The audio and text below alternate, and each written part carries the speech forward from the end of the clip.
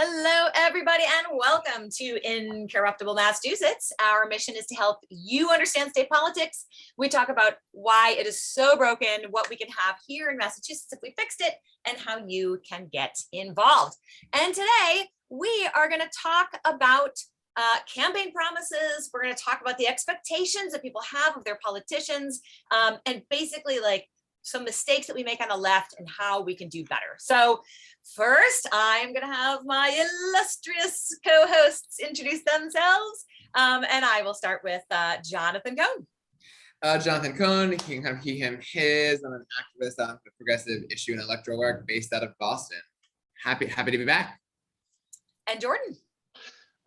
Jordan Berg Powers. I use he, him series, and I am a progressive activist out of Worcester.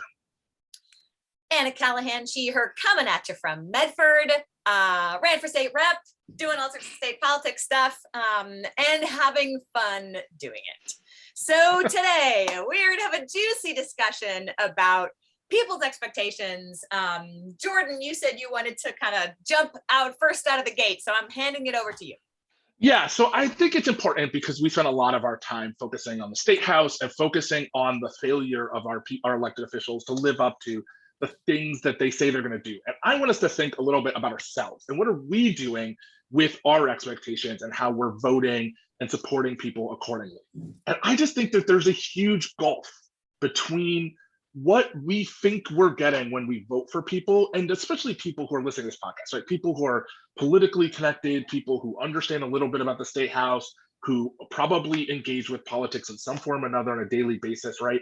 What are we, politically engaged people, expecting of the people we're actively supporting and actively being participating with?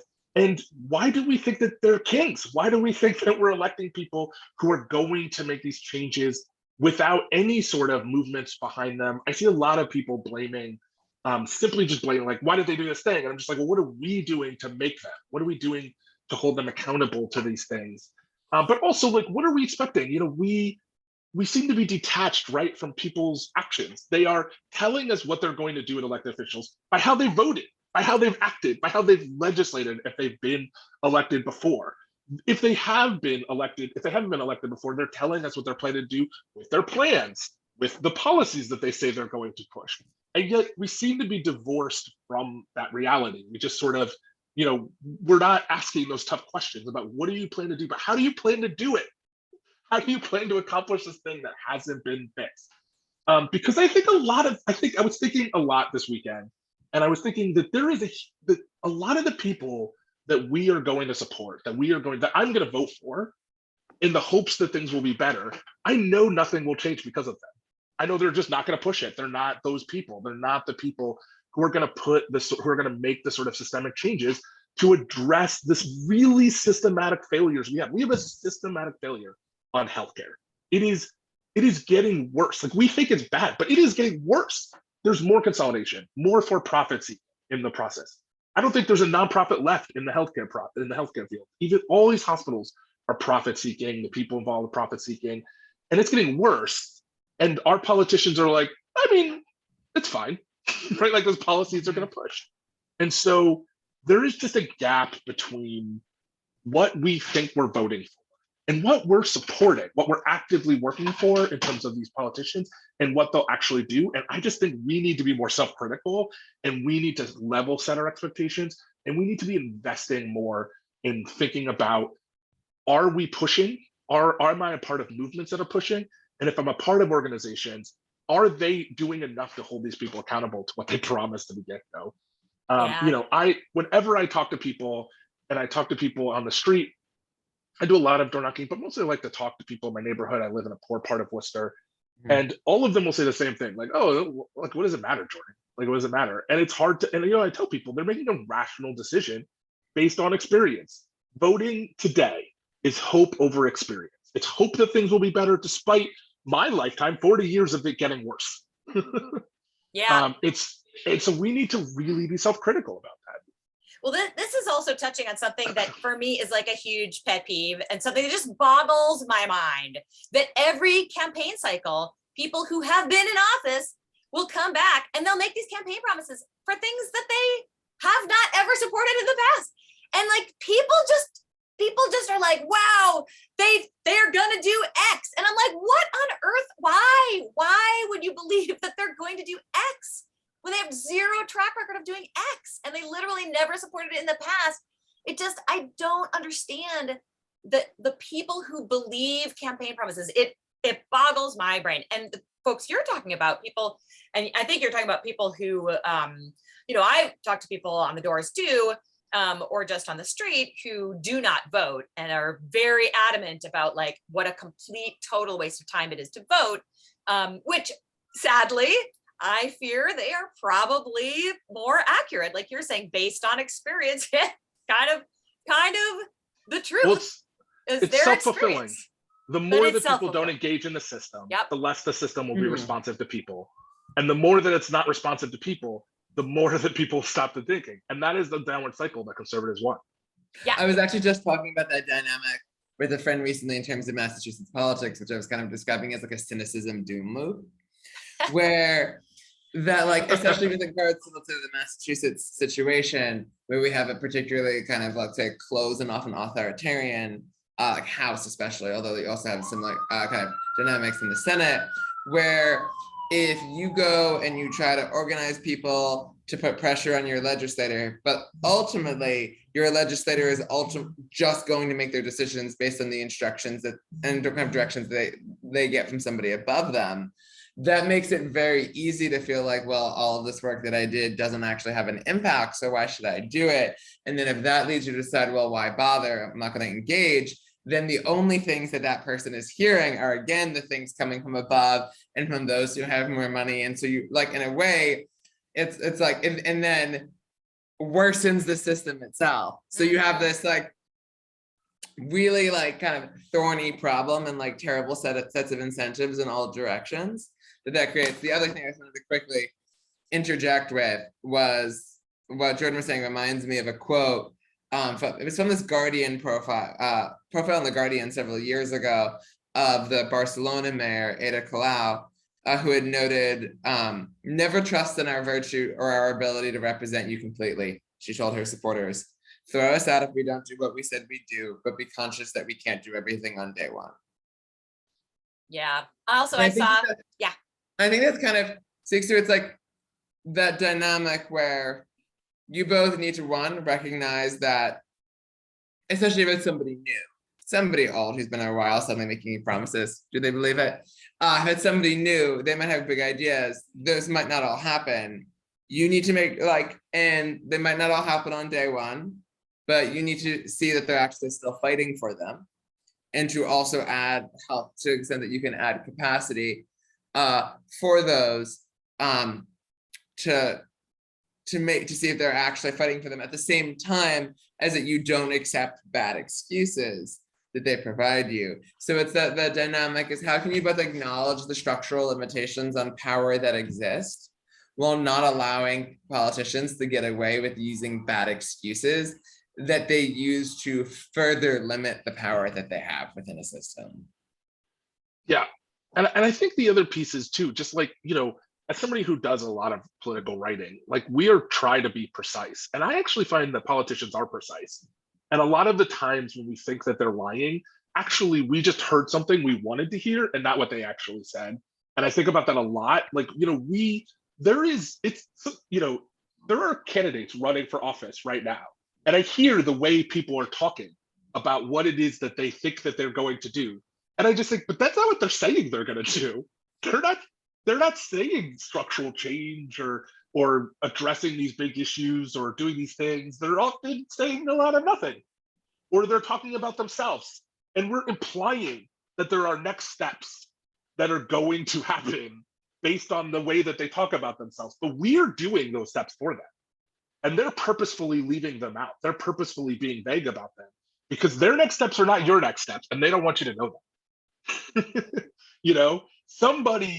Somebody who has experienced the trauma, the lived experiences of trauma of being marginalized, we assume that then the answer to that is going to be a progressive solution that uplifts all of those marginalized communities.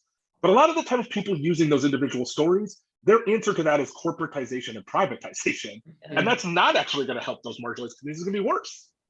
But we're doing that work for them. We're assuming those things. We're assuming those next steps. And they're not saying that. That's not what they're saying. And they're being clear, but we are not being honest about what it is we're hearing, taking in, and then asking, demanding, putting forward when we think about who it is we're putting in power. Yeah. And we need to be better about it. Yeah. Got to look at their track records, got to look at what they've actually done in the past, what they've been able to make happen despite our political system. Like, these things really matter. I know one of the things that I look for in candidates and in elected officials is their ability to actually just stand up to the powers that be and to the system inside. That's, it is incredibly difficult to go into a group of people that has a different set of ethics and to maintain your ethics. Like, the human mind is not designed to do that. Like, 100,000 years ago, your tribe ends up, falling into an earthquake and you join another tribe. How fast are you going to pick up the ethics of the new tribe? Immediately, right? Because if you don't, you'll get kicked out. It's a life or death situation. And so when people come into these political bodies, and their pressure from like every one of their quote unquote colleagues and from their quote unquote boss, even though speaker is not their boss, to, think certain things, to behave certain ways, to do certain things. It is just human nature to do those things. And so I look for people who are able to maintain our ethics, the ethics we have on the outside, like the people who are not elected officials, and whether they can sort of maintain that while they are sitting in that office. And I think it's a small number of people who are able to do that. Or at least have a theory of change about, like, let's be honest about their theory of change about what it is that they plan to do. So I'm going to use somebody who's no longer running as a good example from this weekend. So Brett Barrow gave me a clear theory of change. I don't agree with his theory of change, but he gave me a clear theory of change, which is the people who are running for governor on the Democratic ticket are largely appear to be sort of from the same places and share values. And if we are going to win statewide, we need a diversity of appearance. Essentially what he said.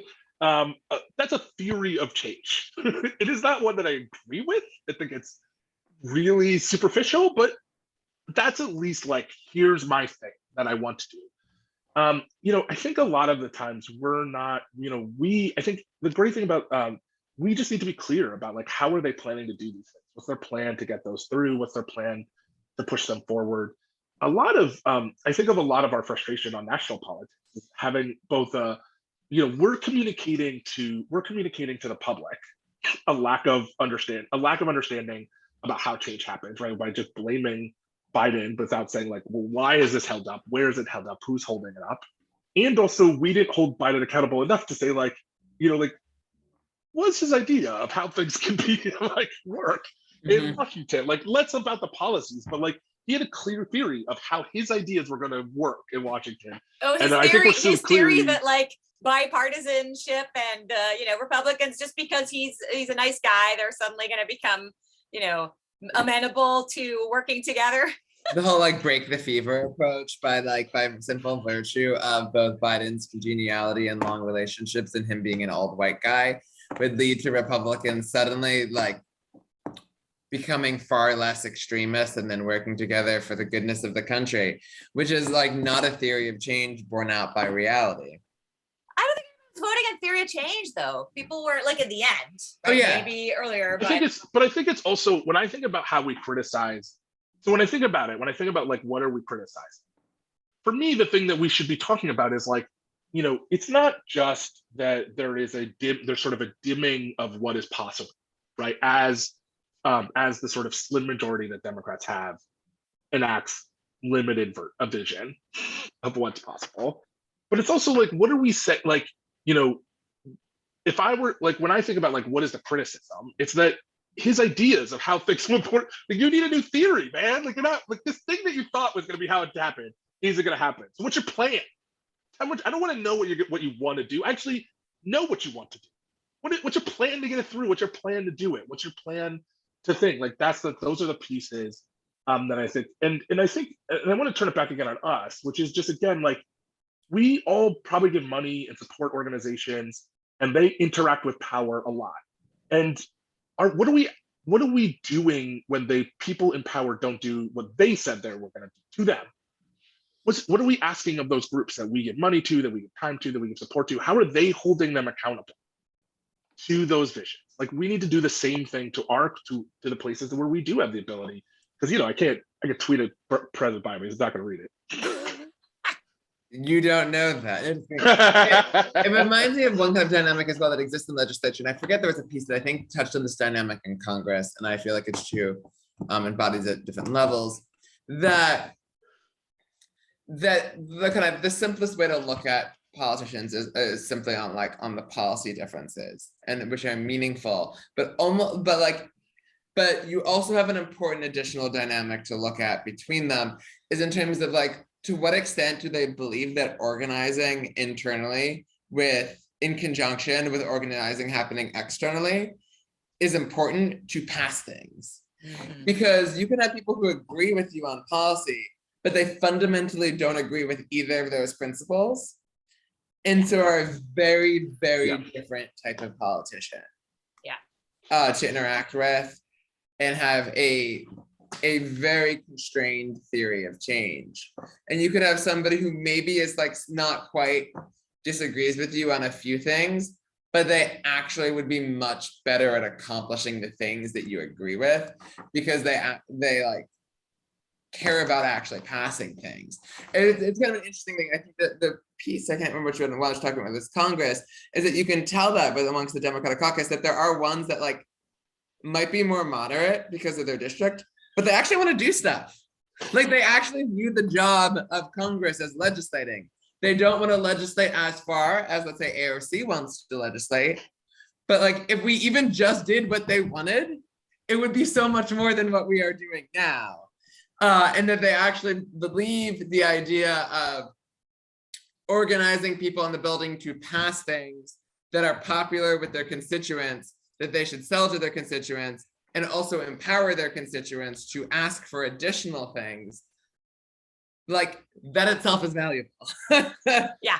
And I want to throw in something here about power analysis, because this is something that drives me crazy, is the standard power analysis that people do. And I feel like this is a problem that progressives fall into constantly, is power analysis means look for people who have power and then become adjacent to them, find out how you can influence them, find out who are the people who are their, cousin's neighbor or blah, blah, blah.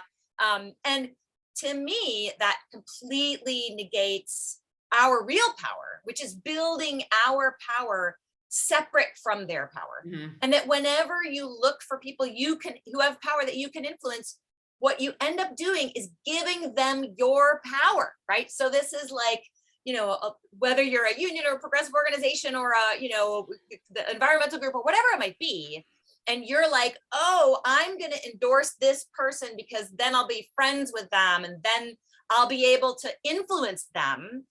To me, that is, and instead of working with challengers, to me, that's fundamentally broken, theory of change that leads us to just never be able to gain any power. And I guess, go ahead, Jonathan. Yeah, it just reminds me of when I joked before that it's not called the Massachusetts House of Friends.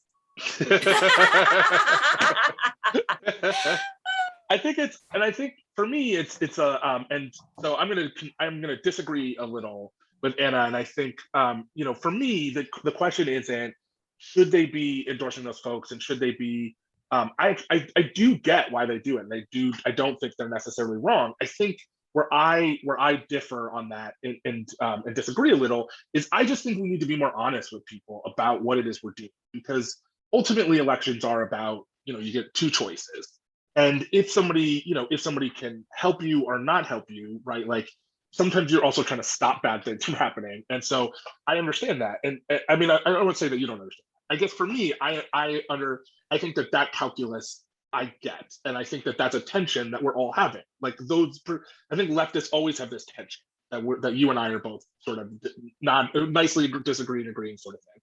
And so I think that for me, like the thing that's missing is that they're just not being honest. Like I think here's, if we could just say they haven't done the things we wanted, but their opponent is much worse. Or we're hoping that this endorsement will push them to actually enact some of the things that they told us they would do when we went through our processes. Or like, we were choosing between two people we didn't like all that much, but this person is gonna be ultimately better. I think that we need to communicate more clearly with our people about what it is that's happening. One of the things that's so weird is that if you talk to Democrats, they'll say like, oh, people the Republicans love Trump. And there are those folks, but most of the people I know voted for Trump, they were just like, I don't like him, but like, whatever, he'll do the thing I want, right? Like the sort of adage of Trump getting up there and saying, you might not like me, but I'm going to give you your judges to overturn Roe. Like every one of my family members, that's what they cite. Like they're just like, they know who he is. They don't like him, but they were willing to, they're sort of like, they understand that they're making that rational decision about where it is they want to go. And I just think we spend a lot of time convincing ourselves that Donald Trump's awesome, when in fact we should just be saying like, our candidate is imperfect, or our candidate's not actually the person I would most want, but like, we're gonna get we're gonna move us down the road, but here's our plan. The one thing that they're never unclear about is like, this is plan A, and this is point A, and this is point B, and this is how we're getting there, and this person is furthering us in that point. I just think we spend a lot of time convincing ourselves that the politician that we're supporting is part of the plan to get, as part of the solution to get us to point B, when in fact they're like the best hiccup, right? Like we'll manage. But we are going to have a power analysis that understands that at every part of the process, they're either going to move us forward towards point B, or we're going to say so. We're going to say either you're with us or you're not, right? Either you're going to push this forward or you're not. And the right will jettison politicians who don't get them closer to their point B pretty quickly. And our folks will just support them over and over and over again. Right. I think that's true. And I think a lot of what you're saying, the only, like, I'll agree with you that the first thing we have to have is we got to be honest, right? That our elected officials have to be honest with us, but I think especially at the state house is something really incredibly difficult. And just with the basic concept of backroom deals, they're told not to be honest about it, right? So it's really hard to get people to be honest with us about that, and us being honest with ourselves. But I will say, I think there is a big difference between what the Republican voters are doing and what the Democratic voters are doing, because Republican voters are like, you know what? Don't like the guy, but he's going to get me. He's going to get rid of Roe versus Wade. Whereas we're like, hey, we may or may not think this is our best candidate, but at least they're not the other guy. We literally do not provide one policy that's going to materially benefit people in this era of like unbelievable inequality. And I'm just reading this book that Jordan recommended called Capital in the 21st Century. It's so amazing. And when you think about the fact that before COVID, inequality was as high as it had been in 100 years, and then it skyrocketed. So we're at like ridiculous, insane levels of inequality. We cannot support anymore politicians who are going to promise to not have anything change. And when we do that, I don't think we're doing ourselves any favors. I think we have to, maybe what we need to do is just be way, way more involved at the primary stage, because that's where we actually have options of people who are going to make change or are going to try to make change. I guess I would say I also think we need to be better investing in our organizations from the ground. Oh, yeah. The right is not investing in they don't, except for recently with Donald Trump and deetizing, that's not actually been the history of the right. They deetize their organizations, but they're not, and so for me, we need to be investing in the organizations that are doing that work, that are not just sort of supporting people once they're to get elected, but like who's investing in moving people, who's investing in those one-on-one conversations to change, who are the people that these people are going to, who are the movements that these people are going to come from. because most of the right-wing politicians come from their movements, Mm. and most of our elected officials don't. Or lawyers. Yeah. Yeah. Reminds me of this was when I was reading something about like, I forget which, I think it was like one of the Northwestern states where somebody had like in like the 1920s during that like or 19 teens during like the reform era stuff of somebody criticizing the legislature of being a Soviet of lawyers. Like, Yeah. not ultimately untrue. I think also to the point that you're making, Jordan, I think it also speaks to the fact that a lot of the like major Republicans who are willing to, let's say, throw money at organizations, they don't expect immediate return. Mm. And it's almost in the way in which, if you're somebody who's used to like throwing money at business enterprises, you don't necessarily expect immediate return either. But you know that if one of them will blossom and get you a lot. So you're happy to throw your money around. Where I feel like a lot on the more like left of center space, people like there's a certain attitude, like especially within the philanthropic sector, where if you don't get an immediate return, it's not working. Yep. And it's that kind of belief in, which is like actually like actively harmful in the philanthropic sector. And how what that does for like steering money around. And I think that exists as well, of rather than trying to even see the ways in which you can build things over time and how that like it might take a few cycles to accomplish something, but then you'll accomplish it.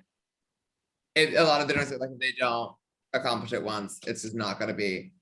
I feel like that's much more common on the center left space than on the center right space. I'm gonna circle this right back to the very beginning opening of this, because it seems like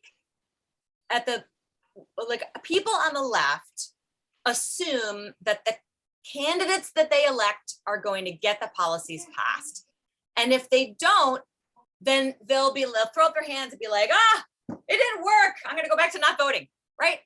Whereas on the right, they have these decades-long plans. They have strategies, they have these plans that they know are going to take 20 years, but that's okay. And they've got something going on. We tend to be like, well, we elected them. Bye, see you later. We just assume that the elected officials are going to do that job, and we don't need to be involved. And once we manage to get people to vote, they vote.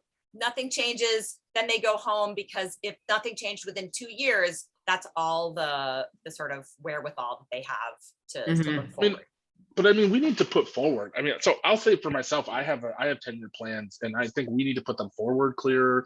We need to say it's going to take a long time, which can be hard for people to buy into, but you need to buy people into that from the get-go. And I think you need to be clear about what's possible.